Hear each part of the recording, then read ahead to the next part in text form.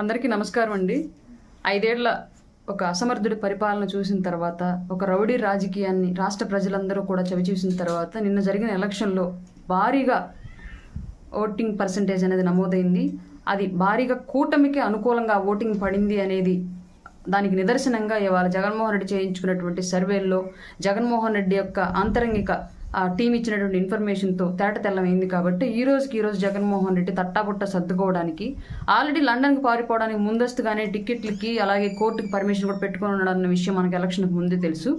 నిన్నటి పోలింగ్ తర్వాత ఈ రోజు ఇప్పటికిప్పుడు జరుగుతున్న ఇంకొక సంఘటన ఏంటి అంటే 6 రకాలైనటువంటి సంక్షేమ పథకాలు ఏవైతే ఫీజు రియంబర్స్మెంట్ కానివ్వండి, విద్యా దీవెన కానివ్వండి, రైతు భరోసా కానివ్వండి, ఇంకా మిగతా ఏవైతే సంక్షేమ పథకాలు 6 రకాల సంక్షేమ పథకాలకు సంబంధించి రాష్ట్ర ప్రభుత్వం నుంచి పేదల అకౌంట్లో పడాల్సినటువంటి 14,000 కోట్ల రూపాయల్ని జగన్మోహన్ రెడ్డి ఎప్పుడో జనవరిలో బటన్ నొక్కి ఇప్పటి వరకు కూడా అకౌంట్లో డబ్బులు వేయకుండా వివిధ సభలు పెట్టి ప్రతిదానికి ఆసరా పేరుతో సిద్ధం సభ, విద్యా దీవెన పేరుతో సిద్ధం సభ అని చెప్పేసి సభలు పెట్టాడు. కానీ ఒక్కళ్ళకు కూడా అకౌంట్లో డబ్బులు వేయలేదు.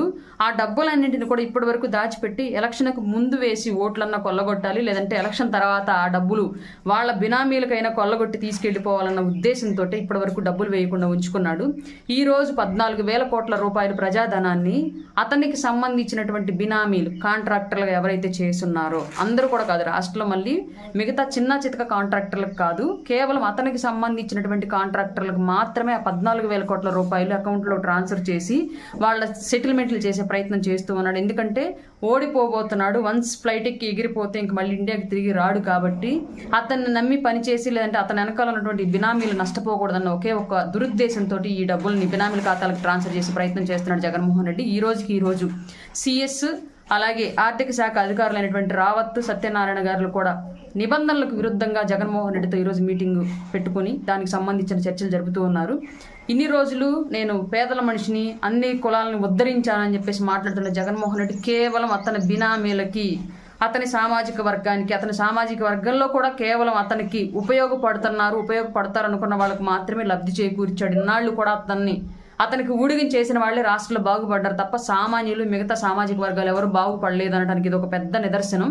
పేదలు పెత్తందారులు, నేను పేదల పక్షాన పోరాడుతున్నానని చెప్పినటువంటి జగన్మోహన్ రెడ్డి వాళ్ళ పేదల నోళ్లు కొట్టి పేదల అకౌంట్లో పడాల్సినటువంటి 14,000 కోట్ల రూపాయలని పెత్తందారుల అకౌంట్లో ట్రాన్స్ఫర్ చేయడానికి ఇప్పుడు మీటింగ్ జరుపుకుంటూ ఉన్నాడు. ఇప్పటికైనా కళ్ళు తెరిచి ఉంటారు ప్రజలను మేము నమ్ముతున్నాము. నిన్నటి వేసిన మీ ఓటింగే దానికి ప్రధానంగా మాకు కనిపించినటువంటి నిదర్శనం. రాబోయే రోజుల్లో కూటమి గెలుపు, అఖండ విజయంతో కూటమి వస్తుందని చెప్పేసి బలంగా నమ్ముతున్నాం. నిన్న జరిగిన ఓటింగ్ సరళిని మేమంతా గమనించిన తర్వాత రాబోయే రోజుల్లో మన కూటమి ప్రభుత్వంలో అందరం ఆర్థికంగా, సామాజికంగా అభివృద్ధి చెంది ముందుకు వెళ్లేలాగా కూటమి కృషి చేస్తుందని చెప్పేసి మాటిస్తూ, ఇట్లాంటి జగన్మోహన్ రెడ్డి లాంటి దొంగని రాష్ట్ర రాజకీయాల నుంచి తరిమి కొట్టినందుకు మీకు అందరికీ కృతజ్ఞతలు. మరొక్కసారి ఇతనికి సంబంధించిన ఎవరు ఈ రాజకీయాలు అడుగు పెట్టకుండా జాగ్రత్త పడాలని చెప్పేసి అందరినీ కోరుకుంటున్నాము.